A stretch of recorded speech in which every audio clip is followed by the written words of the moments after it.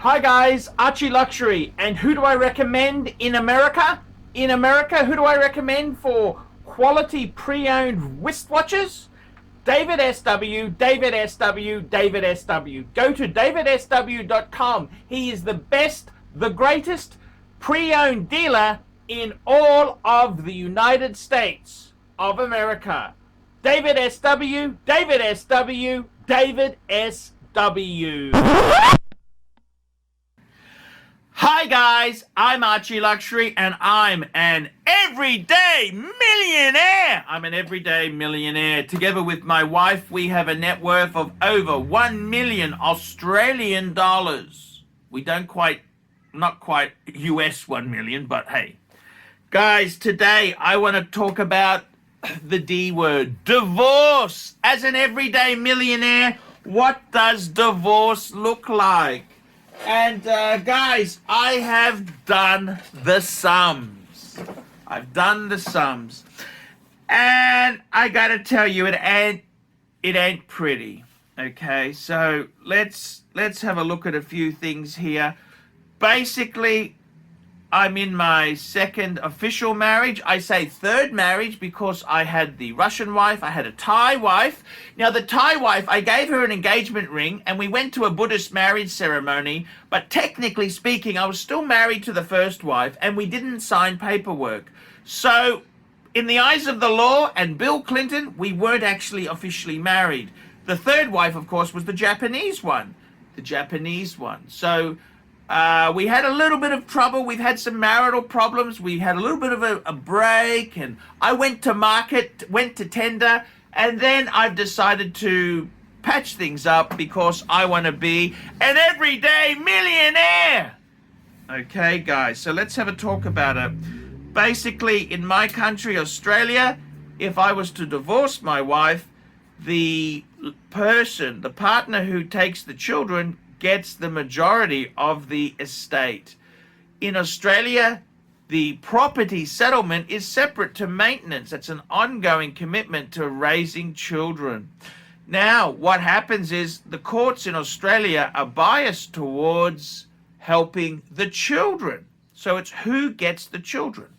So usually that's the lady, but it's not always the case. So in my case there, I've spoken to a few people who specialize in law, and one of them, who's not actually a divorce lawyer, but he knows a lot of people who got divorced, he said he had a friend who got 70-30. They went to the court. They'd already agreed on 60-40. They had one kid who was 15. They went to the courts, and the court said, nah, 70-30. That's correct, 70-30. And it wasn't in his favor. Yes, see, just because you might have an agreement 60-40 or 50-50 doesn't mean the court will accept that. The court actually arbitrates and decides because they say sometimes someone has entered into an agreement which was probably not in their best interests. So in my case there, with two children, 14 and 15, I can tell you this completely honestly, it'd be a 70-30 split. I've spoken to a number of legal eagles, sought opinion, 70-30. Maybe even worse, but 70-30 would be the figure that immediately comes out of these people's mouth. So in the case of a $1.25 million, this is 1.25 Australian dollars, 30% of that would be 375,000 Australian dollars. So the thing is, that would come out of the total asset pool. So how would that work? Well, there's a number of things that would happen. So we look at a couple of the assets. We look at, firstly, my YouTube channel. The YouTube channel itself there, you could put a figure on it. It's certainly worth something. It's this interesting thing because you're technically not allowed to sell it. Well, you sort of can, but you're not really supposed, well, I'm not sure, but anyhow, the thing is, it's something. There's a library of content. I've got over 10,000 videos, and, it's worth something. There's also my watch collection. The male side of the watch collection is probably well, actually, my watch and luxury good collection, probably 200,000 Australian dollars. And then we have my superannuation. Now, what would probably happen is they'd value my YouTube business, value the watches, and then I'd probably lose half of my super. I've only got 100,000 in super. The reason being, because the last 7 years I've been self-employed as a struggling, unemployed, ArchieLuxury, unemployed YouTuber, and I haven't made more contributions to my super. I haven't made more contributions, and therefore, I've only got 100. My wife herself, the lovely lady herself, she's got over $200,000 in super, considerably more than 200,000. So all they would do is they would transfer 50 out of mine into hers. It's just to do it on the computer. And because we're both with the same superannuation funds, well, that'd be very easy to do. No worries, Archie. So basically, if I got divorced, I would get 30% of the 1.25 million. It would cause into a number of factors, the number of commitments and debts that are in our relationship. We've got a mortgage on our house and a mortgage on our investment property. Now, unfortunately, if I had more money and I got a bigger percentage, I would probably want to buy the investment apartment and move in myself. Unfortunately, that probably wouldn't happen, and I would be forced to sell the apartment. We would be forced to sell the apartment, and all the equity would be pumped in to the home loan, which she would then be transferred solely into her name, and I would never be seen on that deed ever again. That's the reality, guys. So I would be left with my YouTube channel, my watch and luxury goods collection, and half my super. That comes to about $375,000. Meanwhile, Mrs. Chesterfield would have a house worth $600,000 with probably $100,000 debt.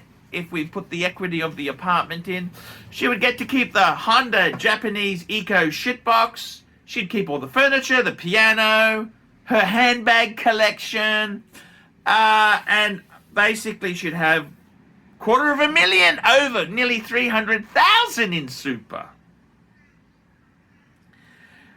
And Mr. Chesterfield would be looking for a new place to live, preferably low cost.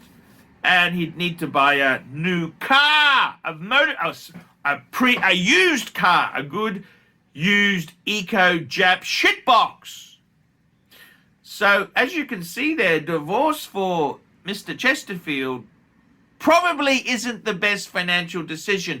He would cease becoming a millionaire. He would cease being an everyday millionaire. Mrs. Chesterfield would also cease being a millionaire. They will come into the house and take the plaque that says Everyday Millionaire. That's right, guys. I will lose the plaque that says Everyday Millionaire. And what else would happen is that she'd continue in her nursing career, earn big bucks, probably marry a doctor, and live happily ever after. Whereas for me, I will probably squander the super I can't touch. The YouTube channel will probably go down as I don't make videos anymore and take up a bit of a drinking problem. The watch collection will slowly dwindle as I try and buy a third or fourth hand BMW to impress the birds.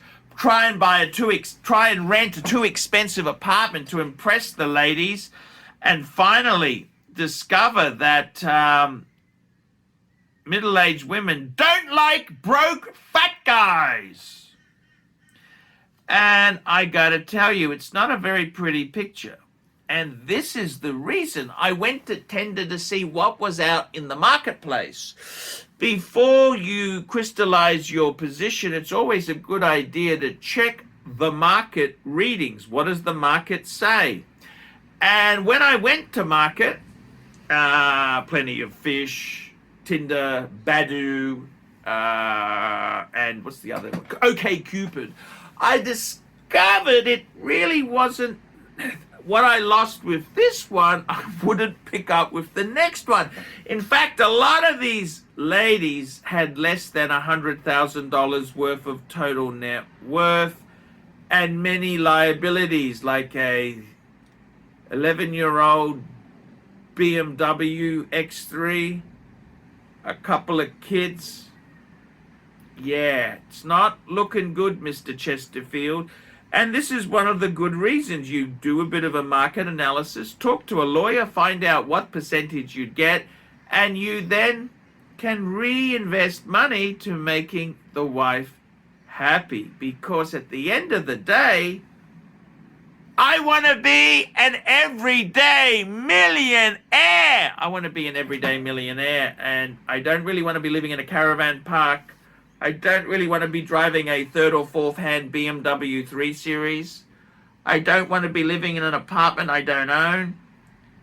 And I don't want to have a girlfriend with a 11-year-old X3 and 3 kids. Yes, sometimes you've got to do the market analysis and realize when you're ahead. Because at the end of the day, I want to keep you a everyday millionaire. Everyday millionaire. And speaking of everyday millionaires, I give everyday millionaire advice. $50 for a phone call. I'll give you the honest, the hard, the ugly, the nasty, the fast. I will tell you how to remain an everyday millionaire or become an everyday millionaire from an everyday millionaire. I'm Archibald Chesterfield III, an everyday millionaire. Hey guys, ArchieLuxury. Guys, I want to introduce a new service to you. ValueYourWatch.com. Proud supporters of ArchieLuxury. No seller's fees, no buyer's fees. That's right, guys. This is a trading platform to buy or sell watches. You can start selling for free. That's right. We advertise our paying for our paying subscribers on Google, Facebook, Instagram, LinkedIn. It's a global platform. That's right, guys. Get $50 off the annual subscription by applying the coupon Archie when you check in there. But guys, you can try this for free straight away. Guys, you can start listing watches. ValueYourWatch.com. Give it a try and tell me what you guys think of that. All these neck just wanna be a mini me. All these neck just wanna be a mini me. All these neck just wanna be a mini me. Feeling me, any me. All these neck just wanna be a mini me. All these neck just wanna be a mini me. All these neck just wanna be a mini me. Feeling me, any me. All these neck just wanna be a mini me. All these neck just wanna be a mini me. All these neck just wanna be a mini me. Feeling me, any me. All these neck just wanna be a mini me. All these neck just wanna be a mini me. All these neck. Like, subscribe, and tell your friends, and don't be afraid to get a paid review. $50 for a paid review. It helps me stay full-time on YouTube, and I will see you in the next one. $50 paid review. I can't survive on Google Ads. I need your support. And guys, you could also sponsor me on Patreon. Patreon allows you to pay as little as $1 a month to keep me on YouTube. Hey guys, ArchieLuxury. Who do I recommend for watches in Brisbane and Sydney?